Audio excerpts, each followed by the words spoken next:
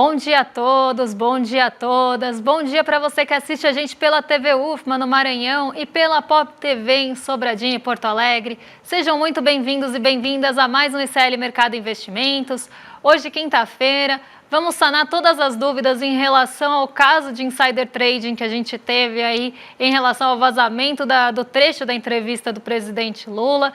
É um momento de tirar dúvidas, então se tiverem alguma dúvida, deixa aí no chat pra gente. Eu já vou pegar algumas que eu selecionei ali no nosso vídeo para a gente matar esse assunto de uma vez por todas. Mas tem outros pontos aí para a gente passar com vocês, porque hoje a agenda está vazia, mas a gente ficou devendo a inflação por extrato de renda e também a gente não falou do monitor do PIB. Então a gente vai falar dos dois hoje, além do IGP-10, que saiu também divulgação da FGV.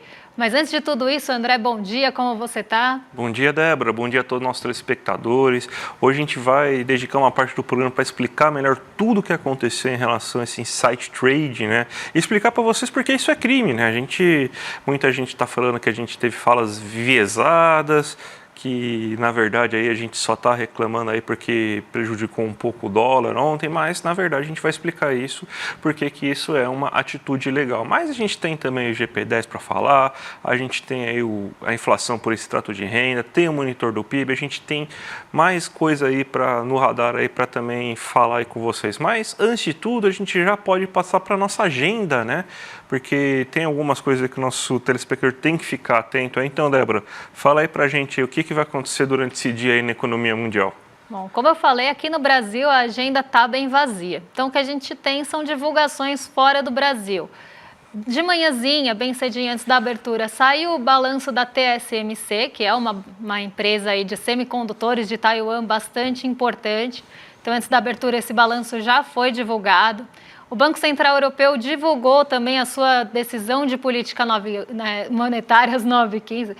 Decisão de política 9h15 é de doer, né? Então foi a divulgação da decisão de política monetária às 9h15 e a gente teve 9h30 o Departamento do Trabalho divulgando os pedidos de auxílio-desemprego nos Estados Unidos. Dado esse que está sendo bem acompanhado, porque mostra ali o aquecimento ou não, mas ali no dia a dia, né? Então semana a semana, do mercado de trabalho dos Estados Unidos, que também está sendo olhado bem de perto. Zona do euro, né? Temos aí, depois da divulgação de política monetária, coletiva de imprensa da Christine Lagarde, inclusive para trazer ali os principais pontos da decisão de política monetária. E na África do Sul também teve decisão de política monetária hoje. E quem está muito no radar, então se puderem passar aí para a próxima página para o pessoal de casa acompanhar comigo, quem está muito no radar também nesse dia de hoje, que temos um dia bem vazio, é, de novo, o Banco Central dos Estados Unidos. Então, dirigentes, diretores, presidentes ali regionais do Fed vão se pronunciar hoje e isso deve ficar no radar durante a tarde, já que os primeiros pronunciamentos são às 2h45, depois 7h45 e 8h45 da noite. Então, a gente deve ter esse olhar aí mais também voltado para os dirigentes do Banco Central dos Estados Unidos, já que estamos naquele momento que está chegando a hora da decisão de cortar ou não os juros por lá. Seria em setembro. Tem uma reunião antes, no fim de julho, mas a expectativa é que seja em setembro o primeiro corte. E aí a gente tem o balanço da Netflix depois do fechamento nos Estados Unidos. Então, como eu falei, hoje a agenda está mais vazia, mas ela tem pontos importantes. Então, como a gente aqui no Brasil não tem uma divulgação de indicadores, o mercado deve acompanhar mais esses dirigentes do Banco Central dos Estados Unidos e a decisão de política monetária da zona do euro, mas isso é assunto para daqui a pouquinho. Débora, o assunto do dia ontem, até viralizando um pouco lá na internet por causa disso, né, foi justamente o vazamento de informações aí que mexeu, né, informação privilegiada que mexeu com o mercado de câmbio e teve gente que ganhou muito dinheiro com isso, porque se alguém sabe de alguma informação que tem capacidade de mexer com o mercado antes de todo mundo e você divulga só para um seleto grupo de pessoas antes que isso vaze para o mercado inteiro, isso aí é o que a gente chama de insight trading, né? E a gente vai explicar agora, a Débora, que trabalhou anos e anos no mercado financeiro, especialista em tudo isso, vai explicar aí para todo mundo agora Por que que isso é ilegal e quais as consequências econômicas dentro do mercado financeiro? Então, gente, você está reclamando aí, mas você foi prejudicado. Você aí que está falando que a gente foi enviesado ontem, você foi prejudicado. Então, a Débora está aqui hoje, vai explicar aí para todo mundo aí por que que isso é legal. Vamos lá, então, gente, eu estou aqui com dificuldades de garganta essa semana, não sei se vocês perceberam, mas vamos lá. A gente tem no mercado financeiro um código que precisa ser seguido, código de ética, né? Por mais que as pessoas falam, o mercado financeiro não é ético, tem ali um código que você precisa seguir e tem punições severas. Então, a gente, quando entra no mercado financeiro, a gente precisa saber legislação de lavagem de dinheiro, precisa saber legislação da CVM, justamente porque tem crimes que podem estar sendo cometidos no mercado financeiro. Então, eu vou tentar explicar da forma mais didática possível, porque como o nosso vídeo acabou furando um pouquinho a bolha ontem, e não sei se foi por isso ou porque as pessoas realmente ficaram com dúvidas em relação ao assunto, eu resolvi separar uns minutinhos para a gente explicar direitinho o que é um insider trading e o que isso implica, né? Quais são as implicações desse insider trading e quem se beneficia e como. Então, muitas pessoas falaram, mas vocês estão falando isso só porque foi o presidente Lula. Não é só porque foi o presidente Lula, é porque foi um presidente, mas poderia ser ali uma informação vazada dentro de uma empresa, por exemplo. Então, eu vou trazer um exemplo aqui até corriqueiro. Para quem não sabe, eu trabalhei muitos anos no mercado financeiro. Quando eu mudei de uma estrutura para outra dentro do banco, então eu acabei saindo de uma parte que era mais de varejo, fui para uma parte que ficava ali mais em outra estrutura que já tinha saído do varejo. Eu não poderia, por exemplo, ter na minha carteira, ou pessoas correlatas a mim, não poderiam ter na carteira ações. Porque, em tese, eu estaria num lugar ali que teria mais informações do que outras pessoas. Então, se eu tivesse ações, caso que eu não tinha, porque também tinha outras restrições de tempo, que você pode ficar, por exemplo, com uma ação na carteira, eu deveria vender. Assim que eu mudei de estrutura, eu deveria vender todas as minhas ações, por a preço que tivesse, com prejuízo ou lucro, teria que vender porque eu não poderia ter aquelas ações, nem pessoas correlatas poderiam ter para não ter informação. Então, eu não poderia avisar alguém de alguma informação que eu tinha, nem operar em benefício próprio. Isso porque eu era ali uma pessoa pequena dentro do banco. Então, vocês já imaginam como isso escala. E se você descumpre, você recebe uma notificação na hora. Então, tem sim como monitorar. A questão aqui é um pouco diferente, porque, em tese, né, a jornalista ela vazou a informação para o mercado financeiro usar. Então, vamos pegar aqui e vamos tirar a figura do presidente. Tá?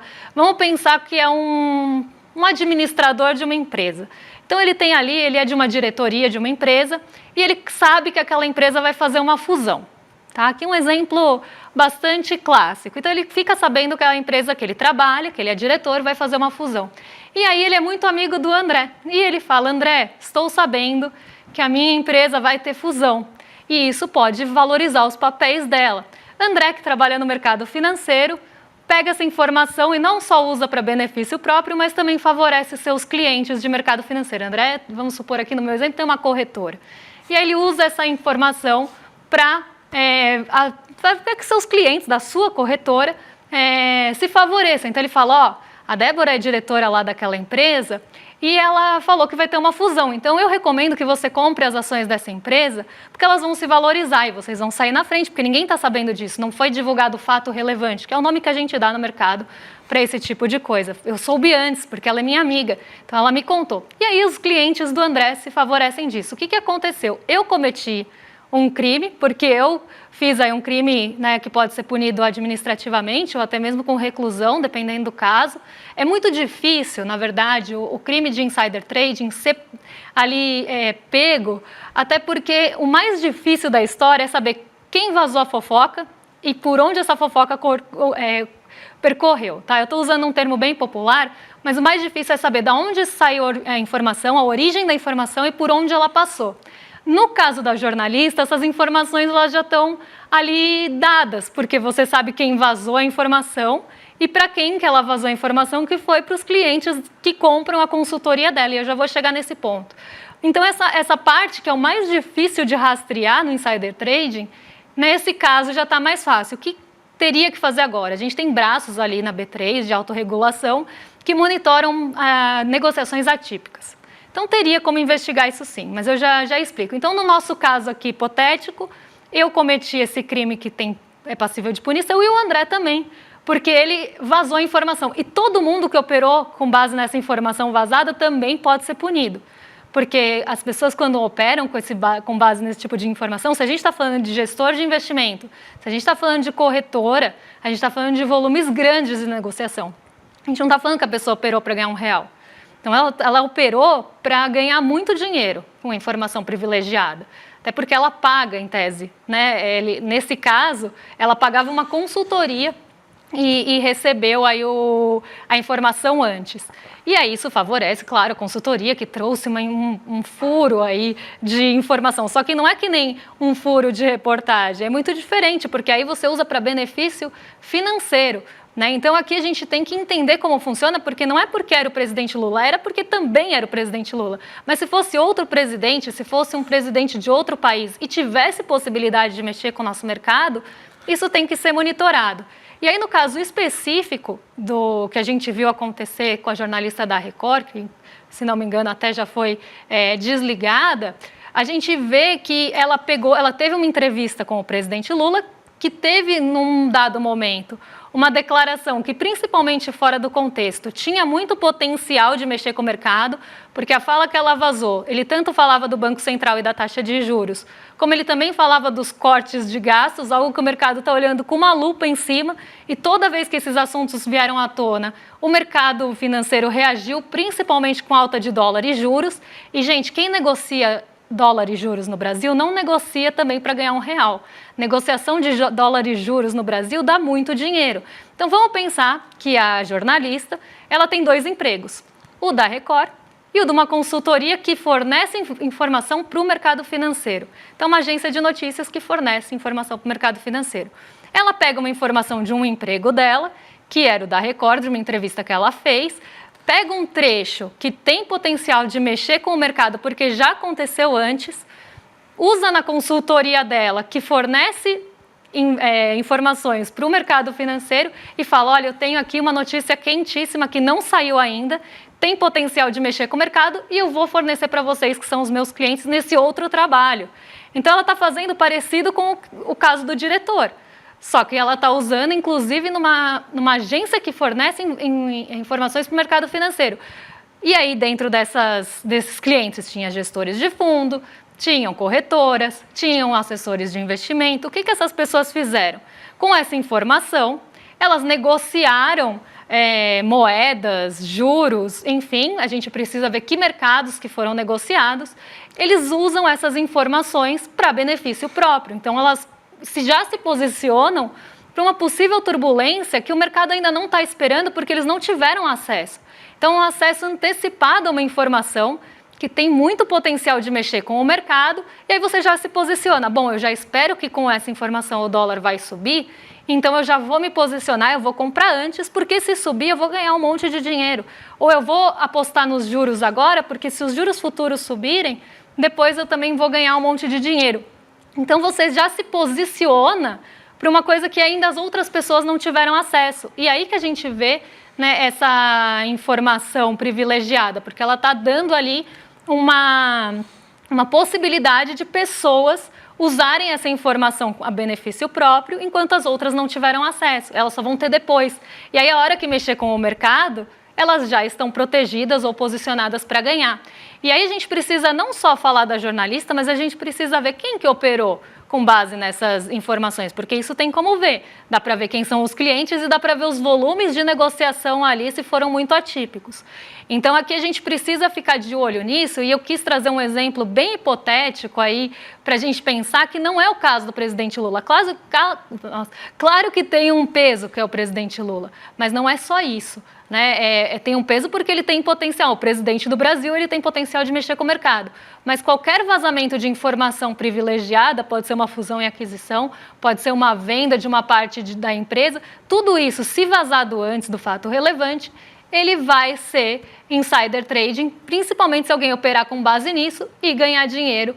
E aí precisa ser, todos os pontos são investigados, os primários, e os secundários. Acho que agora não resta mais dúvida. Tem algumas perguntas que vieram aqui no chat, mas eu acho que as perguntas que apareceram aqui, inclusive lá perguntando sobre o que a CVM pode fazer e tal, acho que você foi bem clara aí em relação a tudo isso. Parabéns aí pelo comentário brilhante, Débora. Vamos então agora para a nossa abertura de mercado. A Débora falando hoje aí, coitada.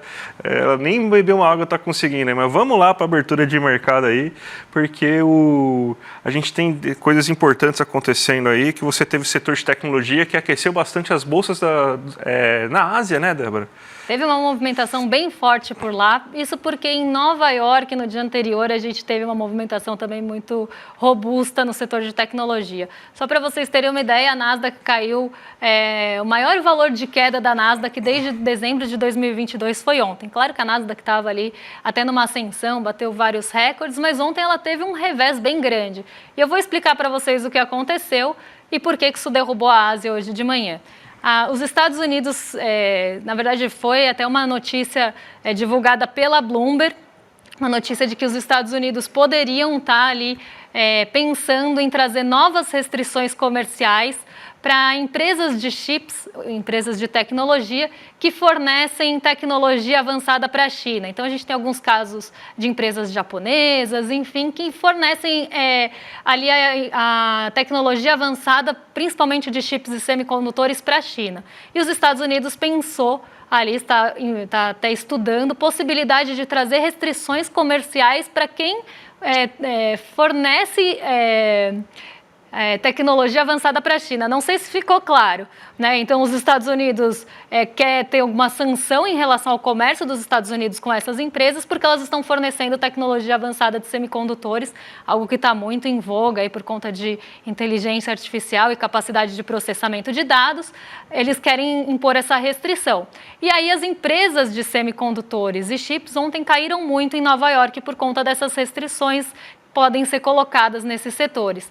E hoje de manhã, como não era diferente do que a gente esperava, né, e não foi diferente do que a gente esperava, as empresas asiáticas caíram, principalmente do setor de tecnologia. Então, vou colocar aqui para vocês o Nikkei 225, que teve uma queda bem abrupta, né, Nikkei 225 que está já sofrendo aí, até com questões cambiais do iene, ele caiu 2,39% ontem. Teve uma queda bem forte, ele foi ali uma das principais bolsas em queda da Ásia, justamente porque o setor de tecnologia está muito pressionado por essa discussão em relação a restrições e sanções dos Estados Unidos. Então, aqui um ponto que desagradou também a China se pronunciou em relação a isso, falando que a medida aí não foi bem recebida. Então, mais uma vez, aí essa guerrinha comercial de sanções, principalmente em tecnologia, volta à tona entre China e Estados Unidos. Vamos falar rapidinho. Tem assuntos para a gente falar do Brasil, mas não vai dar tempo da gente falar todos. Vamos falar pelo menos do IGP-10 hoje, que foi divulgado no dia de ontem, né? E traz algumas boas notícias, né? O IGP-10, para quem não sabe, é o IGPM, só que até o dia 10, né? Então, ele funciona mais ou menos como a prévia do IGPM, né? Mais ou menos como o nosso IPCA 15, né? Basicamente, né? E você teve aí uma desaceleração, uma variação de 0,45%. E o mais importante que você teve aí nesse resultado foi uma deflação de alimentos observada. Ou seja, o preço dos alimentos aí em conjunto teve queda.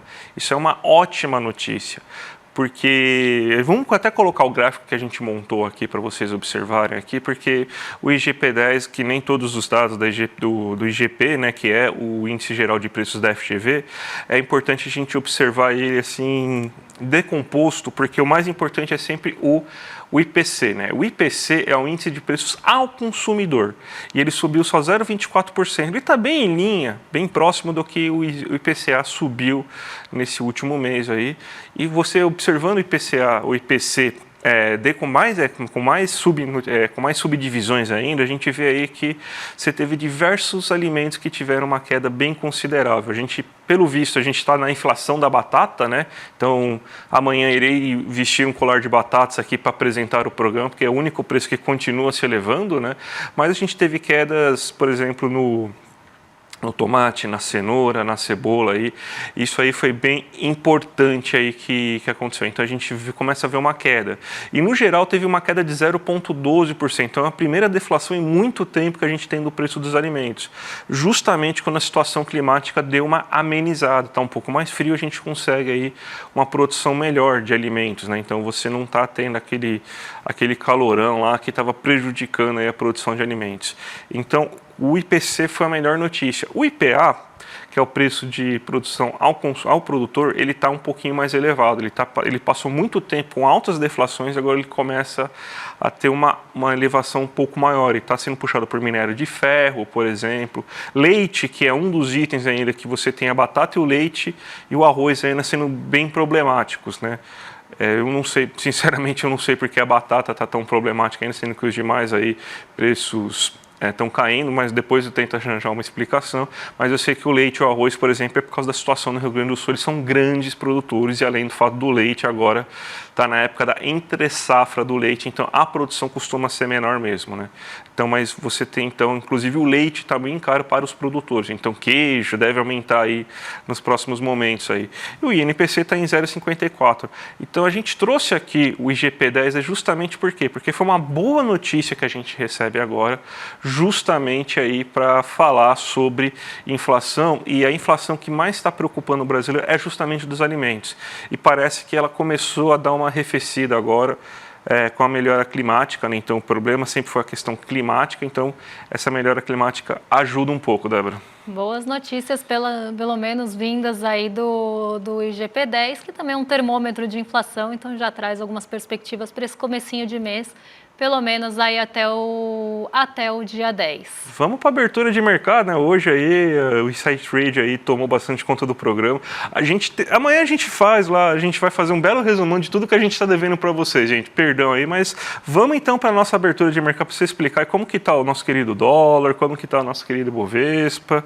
Está aumentando o dólar, né? Por que está aumentando tanto, Débora? Tudo sobe hoje e nossa bolsa cai, né? Então vamos entender o que está acontecendo aí com o nosso mercado, porque muito desse movimento vem daqui que vocês estão vendo nessa linha aqui, DI Futuro 2032, alta de 1,34% hoje nas nossas expectativas para os juros futuros de 2032. Então, expectativa para o vencimento aí em 8 anos. O que está acontecendo? O mercado está com um olhar muito grande para o fiscal. O mercado, a gente sempre fala aqui que ele tem um caráter bem fiscalista, ele quer essa resolução da questão fiscal do Brasil e não importa quem vá sofrer com isso. O mercado quer que isso seja entregue como foi prometido aí pelo Haddad e arcabouço fiscal. Então agora o mercado está cobrando e por mais que já tenha tido um comprometimento, a gente já falou inclusive essa semana que o peso é muito maior para governos progressistas,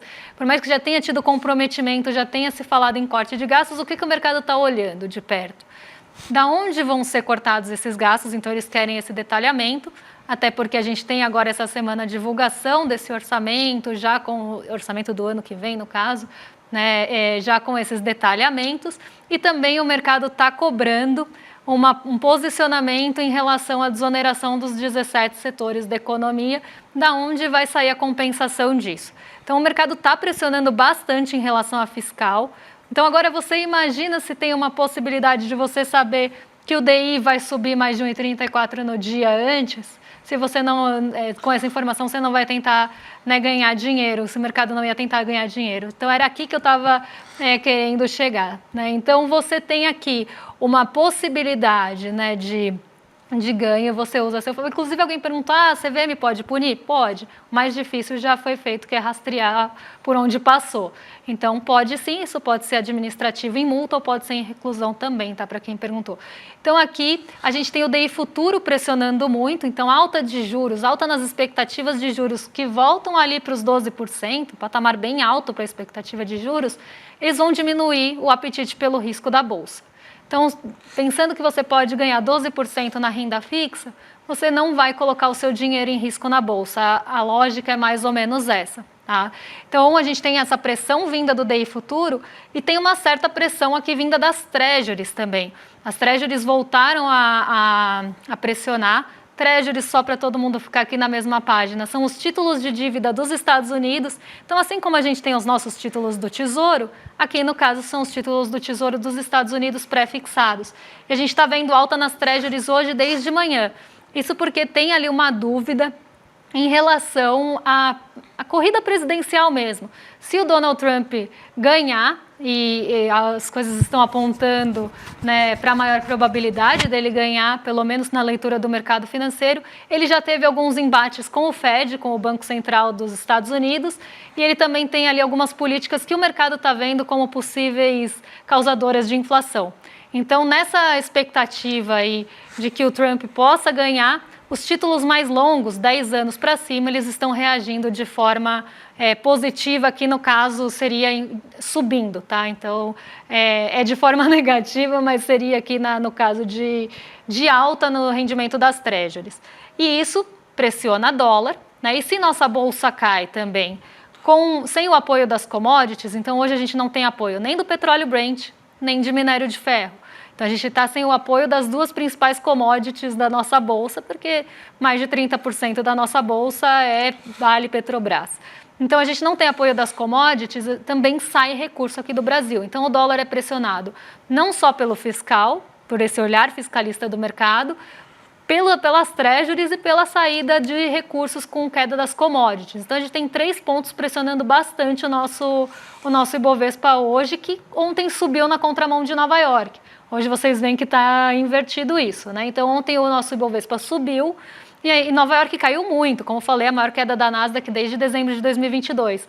Hoje a Nasdaq está se recuperando dessa queda, mas o Brasil está indo na contramão, justamente respondendo a esses pontos. E a gente ainda tem uma dúvida de como é que vai ficar o fim da reunião da China, que é hoje. Então, o Partido Comunista termina a sua reunião hoje. E isso também ainda não tem ali a divulgação dos estímulos, algo que poderia impulsionar as commodities. Então, a gente vê esse movimento também pressionando um pouco aqui a nossa bolsa. Então, hoje um dia mais negativo, também de ajustes, mas respondendo bastante a esses fatores que eu já falei. Débora, a gente tem uma novidade aqui que lembra do Cinema CL, ele está de volta agora, o Cinema CL está de volta com o documentário A Ponte do Bambu. E logo depois que a gente passar esse documentário aí, a gente vai ter uma entrevista exclusiva aí com o diretor desse documentário, Marcelo Machado, com o querido Chico Pinheiro. Então, gente, para quem não conhece o filme, é uma história da família desses jornalistas Jaime e Angelina Martins, que criaram sua filha aí durante a época do Mao Tse Tung. Então você tem um monte de anedotas importantes, como por exemplo, que o Jaime chegou a ser preso aí durante a ditadura militar. Quando o Lula foi para a China, uma dessas filhas do Jaime foi tradutora dele aí. E esse filme estava um pouco esquecido por causa da pandemia, que ele foi lançado em 2020, mas a gente vai resgatar ele. Então, gente, é um serviço aberto e gratuito, dia 21/7 às 8 horas da noite. Então é só clicar aqui embaixo, icl.com.br/cinema aí, para vocês conseguirem aí ver esse filme que vai ser imperdível. Uma discussão aí importante, inclusive, com o diretor do filme vai acontecer depois. E agora, vocês ficam com o Rolê ICL na sequência, então rolezeiros não fiquem ansiosos, porque hoje a gente tem bate-papo com o Requião Filho no Rolê ICL. Então, vocês vão ter convidado lá também, além do William Deluca e Guga Noblar, que já são excelentes companhias para vocês. Então, vocês ficam agora com o Rolê ICL e a gente volta amanhã e a gente vai pagar as dívidas. Mas temos também outras programações, porque a gente tem o Provocação Histórica hoje aí, um grande programa aí à tarde aí para vocês aí, com o Reginaldo Nássero, imperdível aí, meio-dia e meia aí, o Provocação Histórica. E a gente tem uma entrevista aí importante aí que, se eu não me engano, entrevista com a Juliana Del Piva, né, que ela fez uma entrevista aí, então não perco aí também, vai ser durante essa tarde. Com a advogada de Flávio, né? A gente passou um trechinho. Passou um trechinho no N1, agora vocês vão ver inteira aí. Então hoje tem sequência de programação, eu falei só do rolê, mas tem uma sequência extensa. E a gente volta amanhã. E vamos tentar pagar as dívidas, Vamos tentar pagar as dívidas. Deve dar para pagar as dívidas amanhã, né? Senão a gente vai pro Serasa, né? Sim, então, Serasa do ICL. Tá certo, então, gente. Um abraço e até a próxima. Tchau, tchau. Olá, eu estou aqui para um convite muito legal para você. Vai ser no dia 21 de julho, domingo. Vem assistir com a gente A Ponte de Bambu. Sim, esse é o nome de um documentário do super premiado diretor Marcelo Machado. Ele narra a história de uma família brasileira que viveu na China a experiência da Revolução Cultural Chinesa, liderada por Mao Tse-tung. Mostra como que a família enfrentou essa situação. Então, esse filme muito legal, a gente vai mostrar aqui no ICL e depois eu vou fazer uma entrevista exclusiva com o diretor, com Marcelo Machado, para contar essa experiência e você vai mergulhar um pouco na cultura, na história da China, tirar muitas dúvidas através dessa entrevista, desse filme e aprender, ter conhecimento, porque aqui é o Instituto Conhecimento Liberta. Você certamente vai sair mais livre dessa experiência. Vem com a gente na Ponte de Bambu.